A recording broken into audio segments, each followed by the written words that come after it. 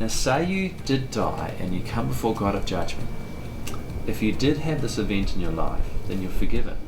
You have a perfect record and you're on your way to heaven. God would welcome you there. Beautiful. But if you never had this event in your life, then you're not forgiven, you have an imperfect record, and remember, God would have to be just and send you to hell. So let me ask you an extremely important question.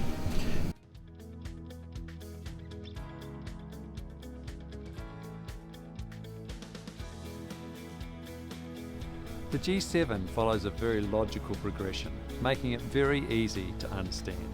It starts with a solid foundation and each page builds on the previous one. We don't just share various snippets of information like pieces of a jigsaw puzzle and expect the hearer to put the pieces together.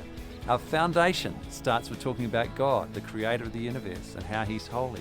We then show how all of us are not holy. The contrast draws out the logical conclusion that we cannot enter God's dwelling place in our current state without polluting it.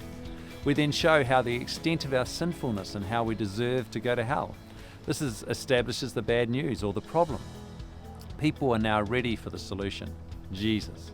Through His sacrificial death in our place, it is now possible to be forgiven and have a fresh start, have a relationship with God and live with Him forever. So this has established the solution. But there's something that we must do in order to receive this solution. We must become a Christian.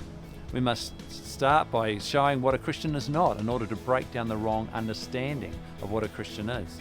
And then we explain what a Christian truly is, someone who has turned and surrendered their life to Christ. This is our response to what Jesus has done for us. From there we show the consequences of either choosing to follow Christ or rejecting Him and His loving offer of forgiveness. So people are clear on the two potential paths that are ahead of them. And then we ask them which path they're actually currently on. This is a wake-up call for many people. Can you see how this presentation builds? Starts with the problem, then brings in the solution, and then our potential response, and then leaves them thinking about the consequence of their response. See how all the ingredients of the gospel are covered: sin, righteousness, judgment, Jesus is Saviour, Jesus is Lord. The problem shows why we need to be saved. The solution shows how Jesus can save us, and the response shows what we need to do in order to be saved. Notice how with each level the presentation becomes more and more personal. It starts talking in general about God and heaven. It's conceptual. Then it talks about all of us, not them personally, but all of us. And then it becomes more personal. It's about them. We mention their name for the first time in this diagram when we start talking about Jesus. Now, it's an imaginary story though, so it's hypothetical. Now, in case this is a bit too personal, we then drop back to talking about all of us and how we all need to turn and surrender. And then again we personalize it for them with two different paths before them. This is more personal as people had to imagine themselves being judged by God. But again, it's hypothetical. And then finally the spotlight goes right on them. No more all of us, no more hypothetical situations. Where are you at? If you were to die right now, where would you go?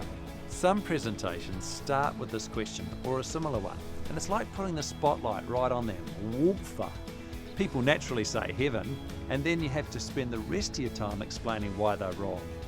The G7 in contrast is very gentle. It slowly gets more and more personal until the person's ready to give an honest and informed response to that question. And about 95% of non-Christians immediately respond that they're going to hell. So I think that you can see that in many different aspects, the G7's well thought through and constructed. Now, when we ask people that final question, they're either going to respond with heaven, hell, I don't know, or a variety of different other responses that are all under the category of other, like I'm going to be reincarnated, I'm going to become one with the universe, or I don't believe in heaven, don't believe in hell, don't believe in the Bible, or I'm an atheist, or I'm a Hindu, or I'm a Buddhist, or I'm a Muslim, or all these different responses. It doesn't matter what it is, they're actually not answering the question, because we're saying, if this is true, where would you go?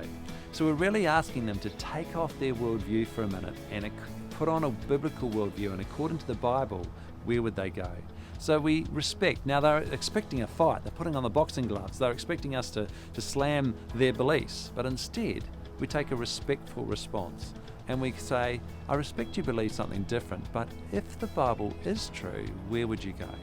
And then they have to answer according to the Bible. When you get back to heaven, hell or I don't know. And you simply go to the correct answer and carry on. Now, if you're sharing with groups, you may have 3 different responses. If you simply follow by going to the right answer, you can't go wrong.